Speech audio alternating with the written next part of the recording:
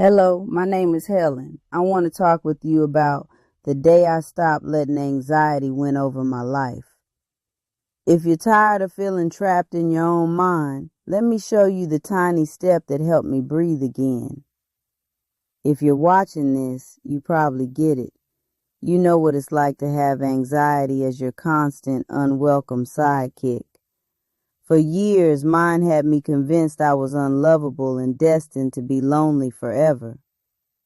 This isn't a story about how I magically cured my anxiety.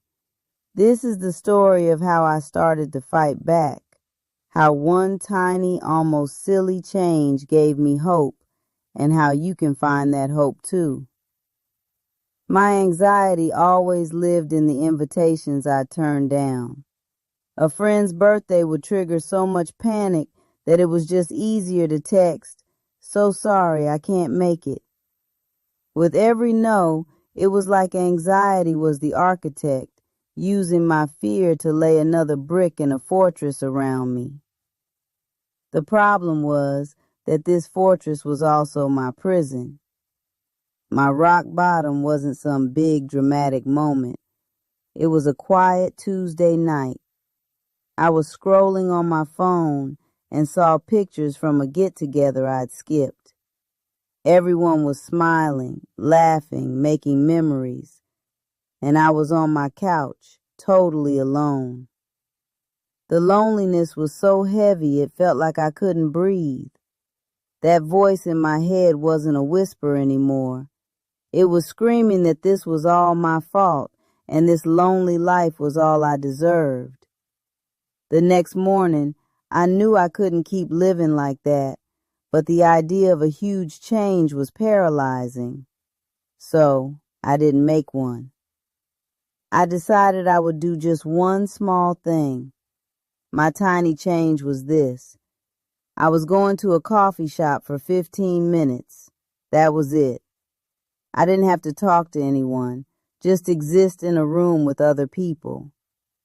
The goal was so small it was almost ridiculous, like trying to move a mountain by starting with a single pebble. But even my anxiety couldn't argue with a pebble. I went to the cafe. My heart pounded the entire time, but I did it. For 15 minutes, I just sat there, and then I went home.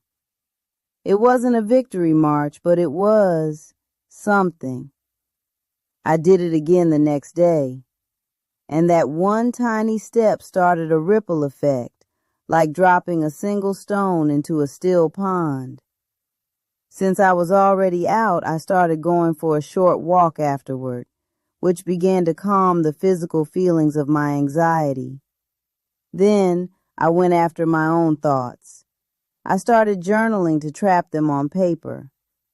It was like my mind was a courtroom and my anxious thoughts were on trial. When my brain would scream, "No one likes you," I'd write it down and challenge it, acting as the defense attorney. I'd make myself write one thing that proved it wrong. This practice, called cognitive restructuring, slowly taught me that my feelings aren't always facts. Sometimes they're just loud opinions. Doing that gave me the courage for my next small step, turning my automatic no into a maybe. The goal wasn't to be the life of the party. The goal was just to show up, to prove to myself that I could do it. As I started sharing what I was going through, I was shocked by how many of us feel this way. That's why I've started building a community here to share these small, doable steps. If any of this is hitting home for you, I hope you'll subscribe. You are not alone in this. My life isn't perfect now. I still have days where anxiety wins a battle. But the thing is, it doesn't win the war anymore. My self-worth is now built on the small promises I keep to myself. That fortress I built is slowly coming down, one brick at a time. If you're sitting where I was, feeling lonely, unloved, and miserable, please hear me. You are not broken. Start with one small change. Make it so tiny it feels silly. Go for a 5-minute walk. Write down one good thing that happened today. That one small step won't fix everything overnight, but it can be the spark that lights the path forward. It can be the first step on the path back to yourself. If you're still listening, I want you to remember this. Anxiety doesn't get the final say in your story. It might slow you down. It might whisper lies. It might make the world feel smaller than it really is. But it does not get to decide who you are or what you deserve. You deserve connection. You deserve peace. You deserve a life that feels like yours again. And you don't have to rebuild that life overnight. Just start with one tiny step, one pebble. Sit in a coffee shop for a few minutes. Step outside and breathe the evening air. Write down one thought and challenge it. Whatever your pebble is, let it be small enough that your anxiety can't argue with it. Because small steps become patterns. Patterns become strength. And strength becomes a life you can finally step back into.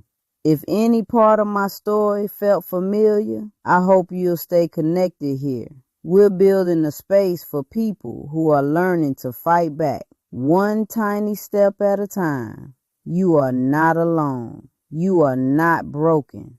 And your story is still unfolding, brick by brick, breath by breath, step by step. So subscribe and like this channel for more ways to help you win the battles you are fighting in your life. Until later, this is Sister Helen saying, stay strong.